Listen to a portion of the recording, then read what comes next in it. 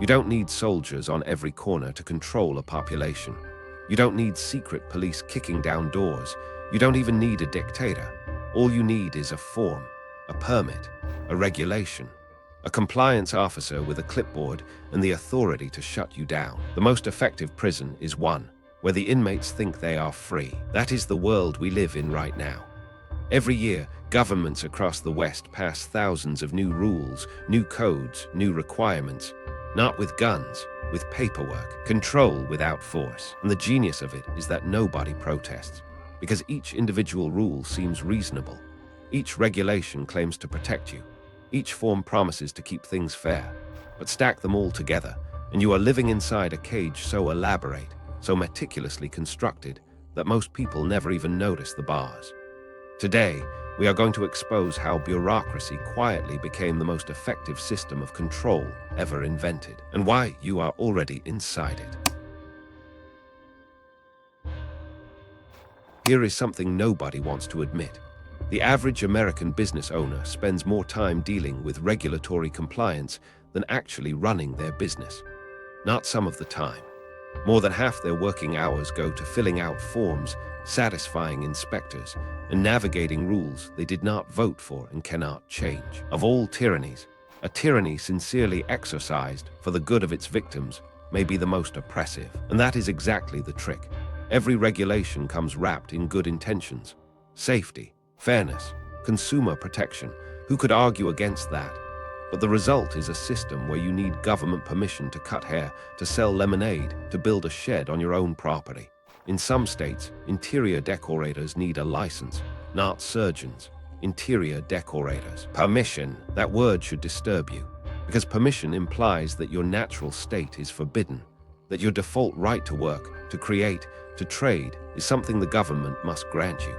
Think about that. You are born free, and then you spend the rest of your life applying for permits to exercise that freedom. But this is only the surface, because what comes next reveals who actually designed this cage and why. Let me give you a number that should make your blood boil. The United States Code of Federal Regulations contains over 180,000 pages. Nobody has read all of it, not Congress, not the president, not even the lawyers who write it. Yet you are expected to comply with every single page. Ignorance of the law is no excuse, they say. But the law has become so vast, so incomprehensibly dense, that full compliance is literally impossible. You are already breaking laws you have never heard of. And here is where it gets sinister. When everyone is technically in violation, enforcement becomes selective. The government does not need to change the law. It just needs to decide when to enforce it, and against whom.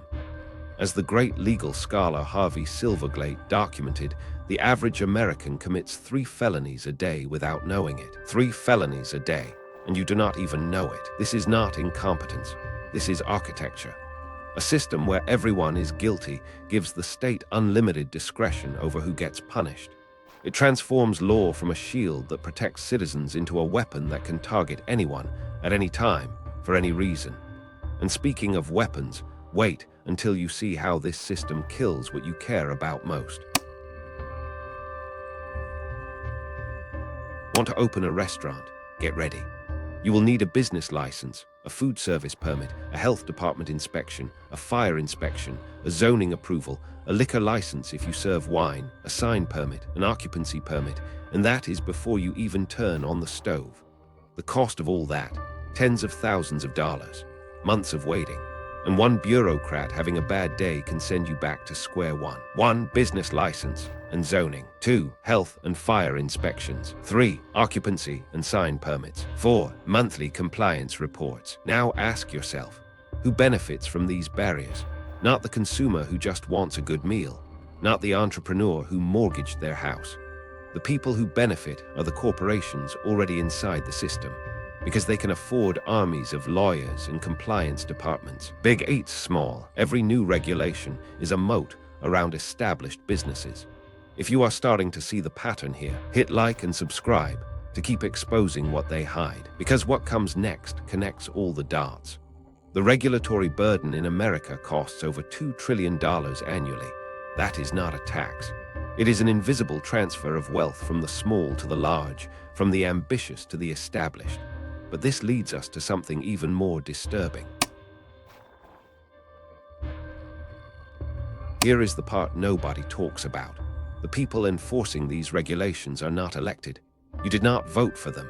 You cannot vote them out. They are the permanent government, the administrative state, unaccountable, unfireable, and growing every year. In the United States alone, federal agencies employ nearly 3 million civilians, 3 million people whose job is to regulate you. The vote leads to the clipboard, and the clipboard leads to the lark. These agencies write their own rules, enforce their own rules, and often judge violations of their own rules. The bureaucracy is expanding to meet the needs of the expanding bureaucracy. Think about the power that represents. An EPA inspector can shut down a farm. An IRS agent can freeze your bank account. A zoning official can condemn your property. None of them were elected. None of them answer to you. And they are protected by civil service rules that make it nearly impossible to fire them, even for gross incompetence. They write the rules, they enforce the rules, they judge the rules. This is not democracy. This is administration. And the founding fathers would be horrified to see what their republic has become. But this is where it gets truly dark. You do not need to ban something to destroy it. You just need to make it expensive enough that only the privileged can afford it. This is the most elegant mechanism of soft tyranny ever invented. Price out freedom. Consider housing. In San Francisco, it takes an average of 3 years and over $100,000 in permit fees alone to build a single housing unit. 3 years. Is that protecting anyone, or is it protecting the property values of people who already own homes? Consider healthcare. The average cost to bring a new drug to market in the United States exceeds $2 billion. Not because the science costs that much, because the regulatory process does. The cure exists, but the paperwork will take a decade. Consider farming. Small family farms are drowning in FDA compliance costs that Monsanto and Cargill absorb without blinking. The regulations did not ban family farming. They just made it economically impossible. When the cost of compliance exceeds the cost of the product, freedom becomes a luxury item. This is how you eliminate competition without firing a shot. You regulate it to death. And if you think this is accidental, wait until you see the historical pattern. This is not new. Every civilization that reached a certain level of complexity began strangling itself with its own rules. Rome did not fall to barbarians at the gates. It suffocated under the weight of its own bureaucracy.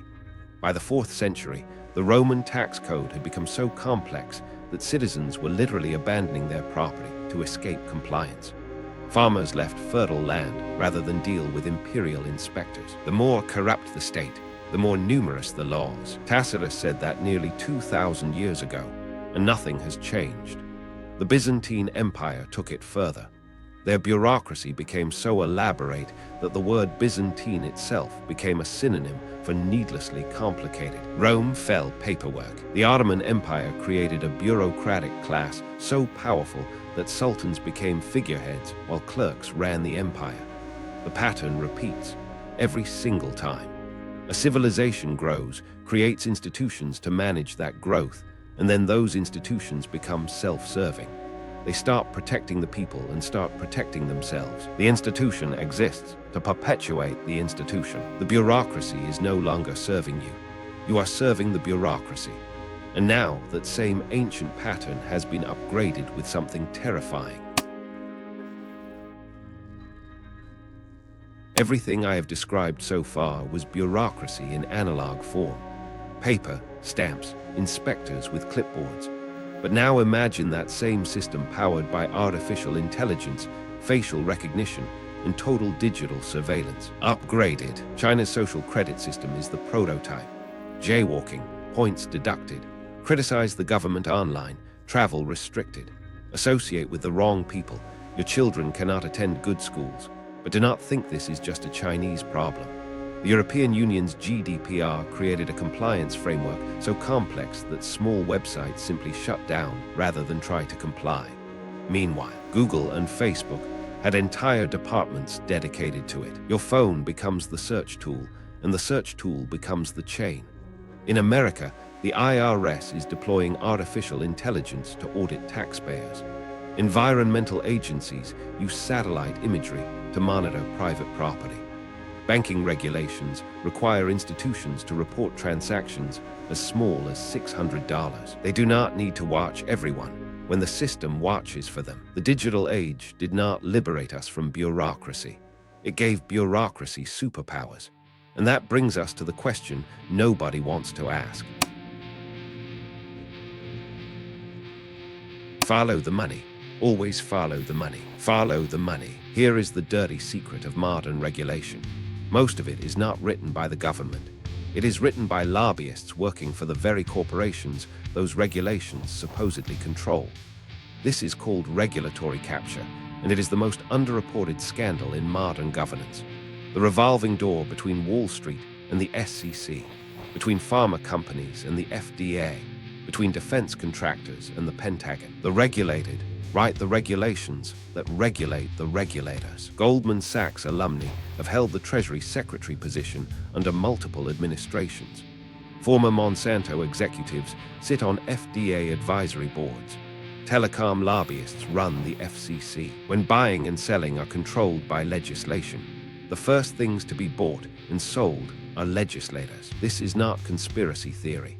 This is public record. The corporations do not fight regulation.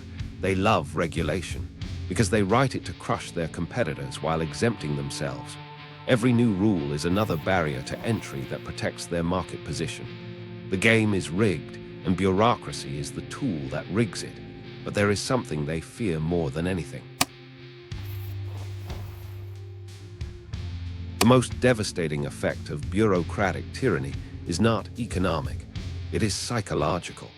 After decades of needing permission for everything, people stop asking whether they should need permission at all. The chains you cannot see are the ones you never try to break. Psychologists call this learned helplessness. When an animal is shocked repeatedly regardless of its behavior, it eventually stops trying to escape, even when the cage door is open. That is what bureaucracy does to the human spirit. The mind submits to the form, and silence becomes the default. You want to start a business? Better check the regulations first. You want to build on your land? Better call the planning department. You want to homeschool your children? Better make sure you comply with state requirements. Ask permission first. The question is never, can I do this? But am I allowed to do this? And that shift, that subtle psychological transformation from free citizen to obedient subject, is the real victory of soft tyranny. You do not need jackboots when you have convinced the population that freedom requires a permit. You do not need jackboots when regulations achieve the same control. This is the quiet conquest, and most people never realize they have been conquered. But there is one thing soft tyranny cannot survive. The one thing every bureaucratic system fears is a population that sees through it. Not rebels, not revolutionaries, just citizens who ask the simplest, most dangerous question of all. Why? Why? Why do I need a permit to work? Why does this form exist? Why is this agency necessary?